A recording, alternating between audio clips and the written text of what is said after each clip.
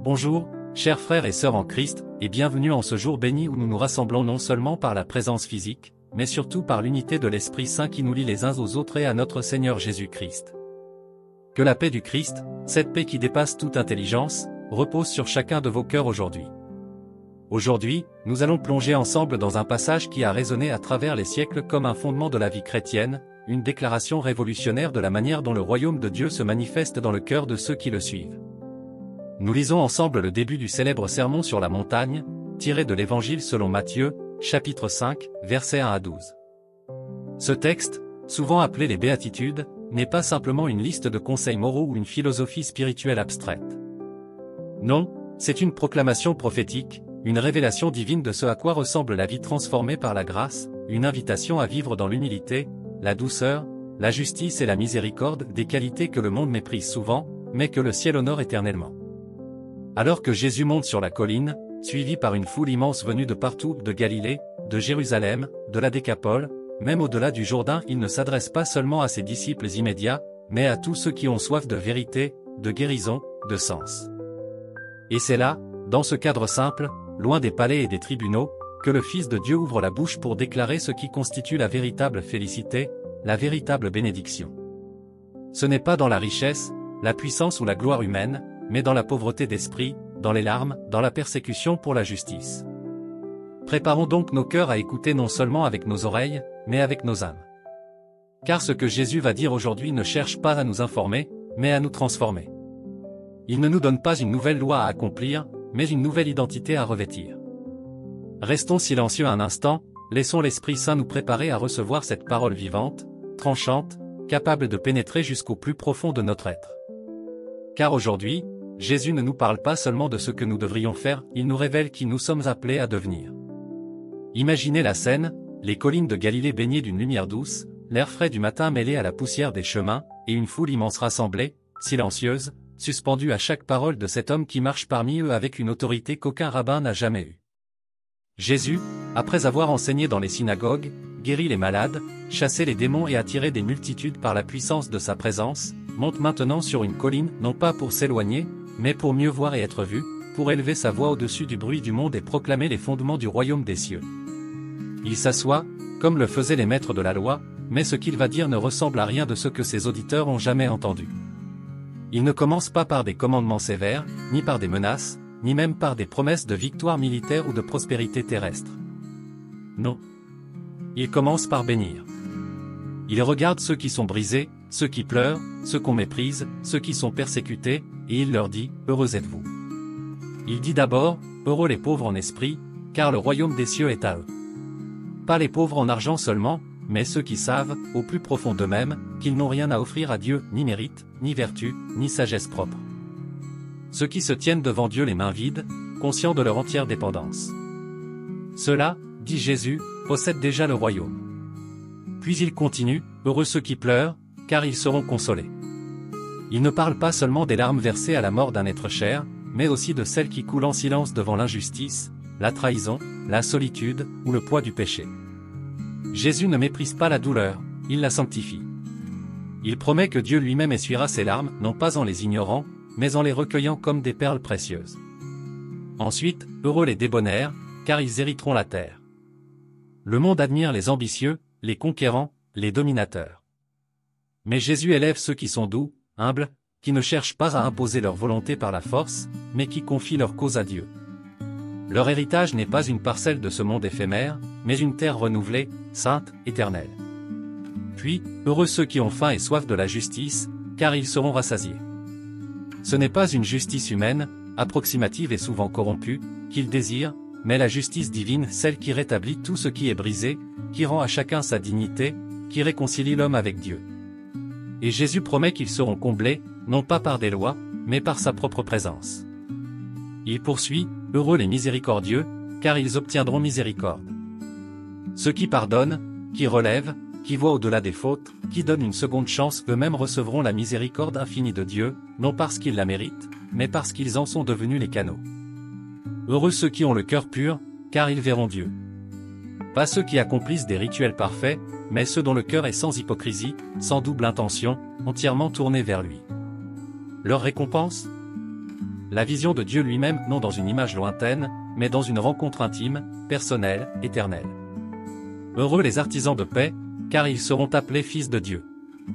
Dans un monde déchiré par la haine, la division, la violence, ceux qui sèment la paix non par la compromission, mais par la vérité et l'amour reflètent le caractère même du Père Céleste. Il porte son nom, non par titre, mais par ressemblance. Et enfin, les dernières paroles frappent comme un tonnerre doux, heureux ceux qui sont persécutés pour la justice, car le royaume des cieux est à eux. Heureux serez-vous lorsqu'on vous insultera, qu'on vous persécutera et qu'on dira faussement contre vous toutes sortes de mal à cause de moi. Réjouissez-vous et soyez dans l'allégresse, car votre récompense sera grande dans les cieux. Jésus ne cache pas la croix. Il annonce dès le début que suivre le royaume, c'est choisir un chemin que le monde ne comprendra pas, qu'il rejettera, parfois même avec violence.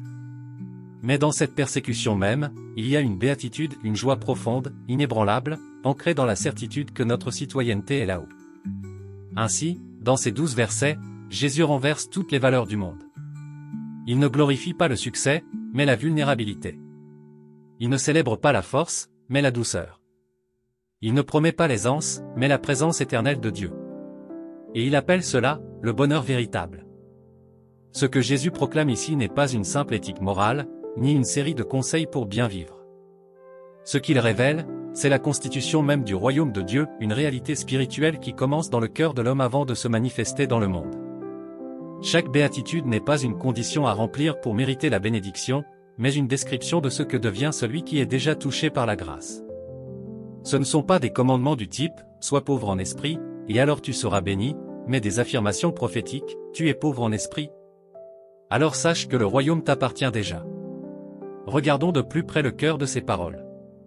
La première béatitude, « Heureux les pauvres en esprit », est la clé de tout le reste. Être pauvre en esprit, c'est reconnaître son entière dépendance spirituelle. C'est comprendre que, devant la sainteté de Dieu, nous n'avons rien à offrir, ni bonnes œuvres suffisantes, ni sagesse propre, ni pureté naturelle. C'est l'attitude du publicain dans le temple, qui osait à peine lever les yeux au ciel et disait, « Ô Dieu, aie pitié de moi, pécheur. » C'est l'opposé du pharisien, fier de ses jeûnes et de ses dîmes. Jésus ne bénit pas ceux qui pensent qu'ils méritent le royaume, il bénit ceux qui savent qu'ils ne le méritent pas, et qui, justement pour cela, le reçoivent comme un don. Cette pauvreté d'esprit ouvre la porte à toutes les autres béatitudes.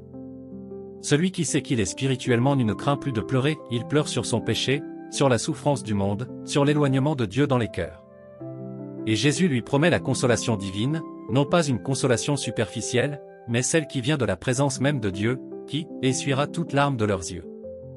La douceur, ensuite, n'est pas de la faiblesse. C'est la force maîtrisée, celle qui choisit de ne pas riposter, de ne pas dominer, de ne pas exiger ses droits. C'est la force de Moïse, l'homme le plus doux de toute la terre, qui pouvait affronter Pharaon mais qui se prosternait humblement devant Dieu. C'est la force de Jésus lui-même, qui, doux et humble de cœur, entra dans Jérusalem non sur un char de guerre, mais sur un âne. Les doux héritent la terre non parce qu'ils la conquièrent, mais parce qu'ils la reçoivent comme une promesse, comme un cadeau du Père. Quant à ceux qui ont faim et soif de justice, leur désir n'est pas seulement pour un monde plus équitable, mais pour la justice parfaite que seul Dieu peut établir.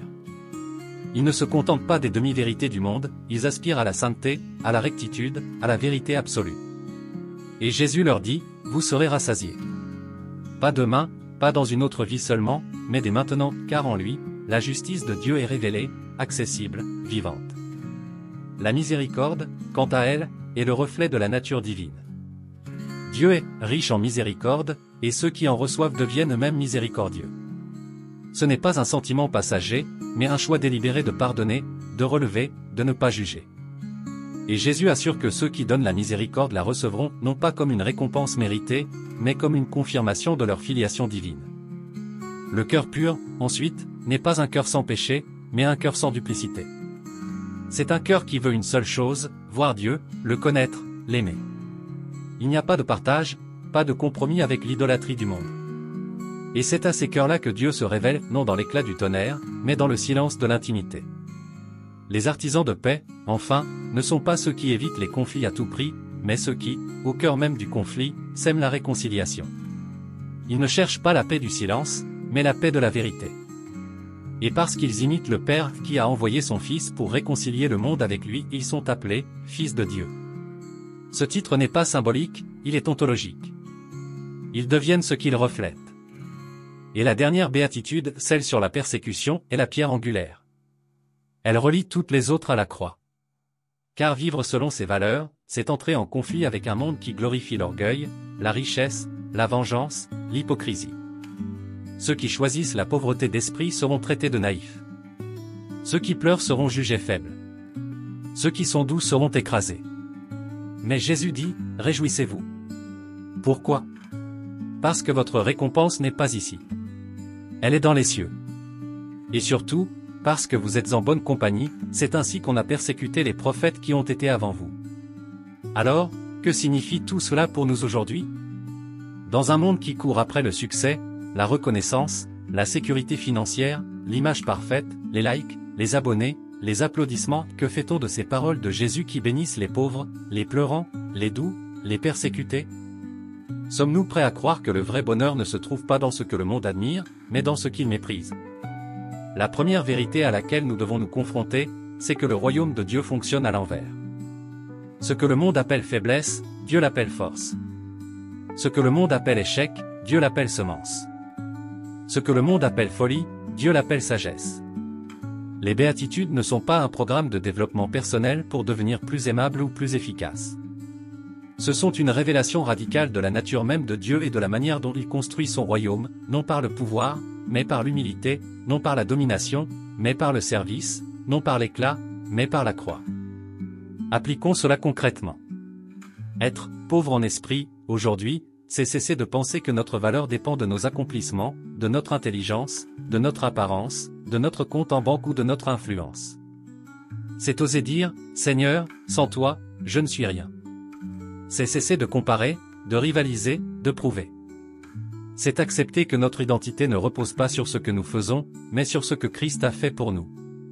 Et quand nous vivons dans cette pauvreté-là, nous découvrons une liberté immense, nous n'avons plus besoin de nous défendre, de nous justifier, de nous promouvoir. Le royaume est déjà à nous. Pleurer, dans notre époque de masques numériques et d'émotions filtrées, c'est oser être vulnérable. C'est reconnaître la douleur du monde, la guerre, la faim, l'injustice, la solitude des âmes et laisser nos cœurs en être touchés. Ce n'est pas sombrer dans le désespoir, mais pleurer avec espérance, sachant que Dieu recueille chaque larme. Et dans cette douleur sanctifiée, nous devenons des canaux de sa consolation pour les autres. La douceur, aujourd'hui, c'est refuser la culture de l'indignation permanente. C'est ne pas répondre à l'insulte par l'insulte, à la haine par la haine. C'est choisir la patience dans le conflit, la bienveillance dans le désaccord, la retenue dans la colère. Ce n'est pas de la passivité, mais d'une force spirituelle profonde, celle qui sait que Dieu est le juge, et que notre rôle n'est pas de vaincre nos ennemis, mais de les aimer. Avoir faim et soif de justice, c'est refuser de nous habituer à l'injustice. C'est refuser de fermer les yeux devant l'oppression, la corruption, la violence faite aux plus faibles. Mais surtout, c'est chercher d'abord la justice de Dieu, celle qui commence par la repentance, par la transformation intérieure, par la sanctification de nos propres cœurs. Car on ne peut pas répandre la justice dans le monde si elle n'a pas d'abord pris racine en nous. Être miséricordieux, c'est pardonner quand on a été trahi. C'est offrir une seconde chance à celui qui ne la mérite pas. C'est voir au-delà des erreurs, des blessures, des échecs, et reconnaître l'image de Dieu en chaque personne. C'est imiter celui qui, sur la croix, a dit, « Père, pardonne-leur, car ils ne savent ce qu'ils font. » Avoir le cœur pur, c'est veiller sur nos pensées, nos désirs, nos intentions. C'est fuir non seulement le péché extérieur, mais aussi l'idolâtrie intérieure, l'argent, le pouvoir, le contrôle, l'approbation des hommes. C'est cultiver une intimité constante avec Dieu, où nos motivations sont éprouvées, purifiées, renouvelées. Et c'est dans cette pureté que nous le voyons, non dans des visions spectaculaires, mais dans le silence de la prière, dans le visage du prochain, dans la parole vivante. Être artisan de paix, c'est refuser d'alimenter les divisions dans nos familles, nos églises, nos sociétés. C'est chercher la réconciliation plutôt que d'avoir raison. C'est parler avec douceur, écouter avec humilité, agir avec amour. Ce n'est pas éviter les vérités difficiles, mais les dire dans la grâce. Et quand nous vivons ainsi, nous devenons des fils et des filles de Dieu, non par adoption légale seulement, mais par ressemblance réelle. Enfin, accepter la persécution pour la justice, c'est savoir que suivre Jésus peut coûter cher. Cela peut signifier être moqué pour nos convictions, marginalisé pour nos valeurs, trahi pour notre fidélité. Mais Jésus ne nous dit pas de fuir cette épreuve, il nous dit de nous réjouir. Parce que cela signifie que nous marchons sur ses traces. Et notre récompense n'est pas ici, mais là-haut, dans la gloire éternelle. Les béatitudes ne sont pas simplement des déclarations à admirer ou des idéaux à contempler de loin. Elles sont un chemin de transformation, une voie de sanctification, un itinéraire spirituel que chaque disciple de Jésus est invité à parcourir, pas une fois, mais chaque jour, à chaque instant de sa vie. Ce que Jésus décrit ici n'est pas un état permanent atteint par quelques élus spirituels, mais une dynamique vivante, un processus de conversion continue. Car être pauvre en esprit, ce n'est pas un point de départ que l'on franchit une fois pour toutes, c'est une posture du cœur que l'on doit renouveler sans cesse, surtout lorsque le succès, la reconnaissance ou la prospérité tentent de nous faire croire que nous n'avons plus besoin de Dieu. De même, pleurer n'est pas un épisode passager, mais une sensibilité permanente à la douleur du monde et à la sainteté de Dieu. Dans une culture qui valorise l'insensibilité, la dureté, la capacité à encaisser sans broncher, les béatitudes nous rappellent que Dieu ne cherche pas des cœurs blindés, mais des cœurs brisés, non pas brisés par le désespoir, mais brisés par l'amour. Un cœur qui pleure est un cœur vivant, un cœur capable d'aimer profondément, un cœur qui refuse de s'engourdir face à la souffrance humaine. La douceur, quant à elle, est une vertu qui se cultive dans l'épreuve. Elle ne se manifeste pas quand tout va bien, mais quand on est injustement accusé, trahi, méprisé. C'est là que la vraie douceur se révèle, non comme une absence de réaction, mais comme un choix délibéré de confier sa cause à Dieu.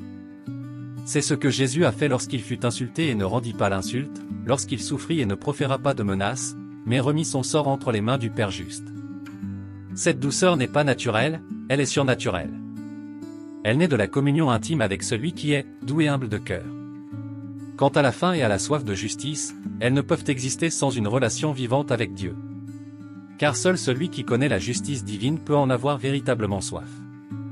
Beaucoup aujourd'hui parlent de justice, mais c'est souvent une justice partielle, sélective, parfois même vengeresse. La justice biblique, celle que Jésus appelle de ses vœux, est toujours liée à la miséricorde, à la vérité, à la restauration.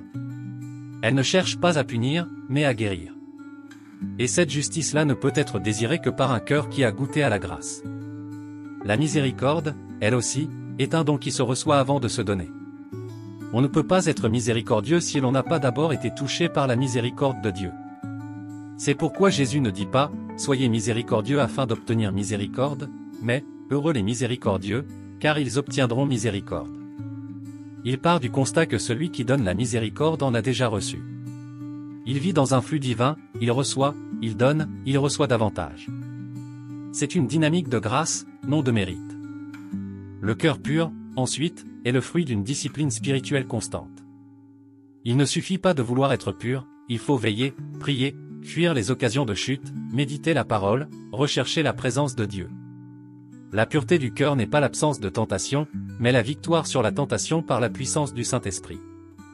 Et c'est ce cœur-là, purifié par le sang de l'agneau, qui devient capable de voir Dieu non seulement dans l'éternité, mais déjà ici-bas, dans la prière, dans la foi, dans le service humble. Les artisans de paix, enfin, sont ceux qui ont compris que la vraie paix ne vient pas de l'absence de conflit, mais de la présence de Christ. Ils savent que la paix humaine est fragile, mais que la paix divine est indestructible. Aussi, ils ne cherchent pas à imposer la paix par la force ou la manipulation, mais à la semer par l'amour, la vérité, le sacrifice. Et en agissant ainsi, ils deviennent ressemblants à Dieu lui-même, qui est le Dieu de paix, le Père de notre Seigneur Jésus-Christ. Et la persécution ? Elle n'est pas une malédiction, mais un signe d'authenticité. Quand le monde nous rejette pour l'amour de la justice, pour la fidélité à Christ, pour le refus de compromis moraux, alors nous savons que nous marchons sur le chemin des prophètes, des apôtres, du Maître lui-même. Ce n'est pas une gloire à rechercher, mais une grâce à accueillir. Car dans la persécution, notre foi est éprouvée, notre espérance est purifiée, et notre récompense est multipliée dans les cieux. Ainsi, chaque béatitude est une porte ouverte vers une vie plus profonde avec Dieu. Ensemble, elles forment un portrait du disciple idéal non pas parfait, mais en chemin, non pas sans faiblesse, mais rempli de grâce. Et ce portrait, c'est avant tout le visage de Jésus lui-même. Il est le pauvre en esprit qui a tout quitté pour nous. Il est celui qui a pleuré sur Jérusalem. Il est le doux qui n'a pas rompu le roseau froissé. Il est celui qui a eu faim et soif de la volonté du Père. Il est la miséricorde incarnée. Il est le cœur pur qui n'a jamais connu le péché. Il est le prince de la paix. Il est celui qui a été persécuté, méprisé, crucifié et qui, dans tout cela, a proclamé « Heureux êtes-vous ». Suivre Jésus, c'est donc devenir comme lui. Et devenir comme lui, c'est vivre les béatitudes non comme une charge, mais comme une libération, non comme une contrainte, mais comme une joie profonde, inaltérable, éternelle. Frères et sœurs bien-aimés, nous voici parvenus à la fin de cette méditation sur les béatitudes, mais en réalité, nous ne faisons que franchir le seuil d'une vie entière de découverte, de pratique et de transformation. Ce que Jésus a proclamé sur cette montagne il y a plus de 2000 ans n'a rien perdu de sa puissance, de son urgence, ni de sa beauté.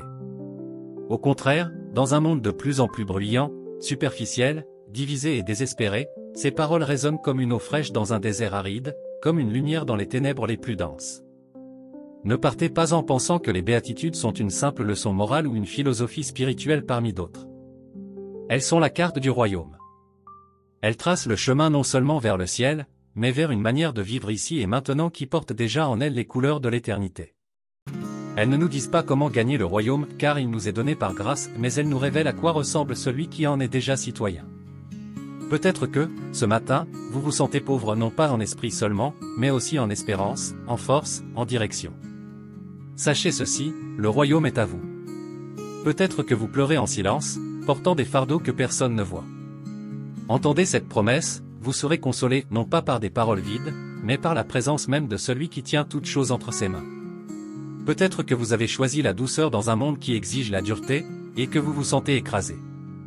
Souvenez-vous, vous hériterez la terre non pas celle que l'on conquiert par l'épée, mais celle que Dieu façonne pour ses enfants. Peut-être que votre cœur brûle d'un désir de justice que rien autour de vous ne peut satisfaire. Soyez assurés, vous serez rassasiés, car celui qui est la justice même vous comblera de sa plénitude. Peut-être que vous avez pardonné encore et encore, jusqu'à ce que vos propres blessures saignent. Réjouissez-vous, la miséricorde que vous avez semée reviendra vers vous comme une rivière de grâce. Peut-être que vous luttez pour garder votre cœur pur dans un monde qui célèbre la souillure. Ne cédez pas, vos yeux verront Dieu peut-être pas dans une vision éblouissante, mais dans le murmure d'une prière sincère, dans le regard d'un enfant, dans le silence d'une adoration humble. Peut-être que vous tentez, seul, de réconcilier ce qui semble irréconciliable. Continuez, vous êtes fils et filles du Dieu de paix, et votre nom est écrit dans les cieux. Et peut-être que, pour avoir suivi Jésus fidèlement, vous subissez le mépris, la moquerie, l'isolement. Alors, levez la tête, votre récompense est grande dans les cieux, et vous marchez avec les prophètes, les martyrs, et le Christ lui-même. Ne craignez donc pas de vivre à contre-courant. Ne redoutez pas d'être appelé, fou, pour avoir choisi la croix plutôt que la couronne terrestre. Car ce que le monde appelle folie, Dieu l'appelle sagesse. Ce que le monde appelle perte, Dieu l'appelle gain. Ce que le monde appelle fin, Dieu l'appelle commencement. Que ces béatitudes ne restent pas enfermées dans nos Bibles ou dans nos souvenirs de sermons. Qu'elles deviennent notre respiration, notre manière de voir, notre manière d'aimer, notre manière d'être au monde sans être du monde. Qu'elles façonnent nos paroles, nos silences, nos choix, nos rêves. Qu'elles nous rendent semblables à Jésus, non par nos efforts seuls, mais par la puissance de celui qui habite en nous. Et maintenant, que la grâce de notre Seigneur Jésus-Christ, qui a proclamé les béatitudes non seulement de ses lèvres mais de toute sa vie, demeure en vous. Que l'amour de Dieu le Père, qui bénit les humbles et relève les abattus, vous enveloppe. Que la communion du Saint-Esprit, qui transforme nos cœurs pour qu'ils reflètent la douceur, la pureté et la paix du royaume, vous guide chaque jour. Allez en paix, heureux non parce que tout va bien, mais parce que tout est entre les mains de celui qui est la béatitude même. Et que le Seigneur vous garde, vous bénisse, et vous rende, à votre tour, source de bénédiction pour un monde assoiffé de vrai bonheur. Amen.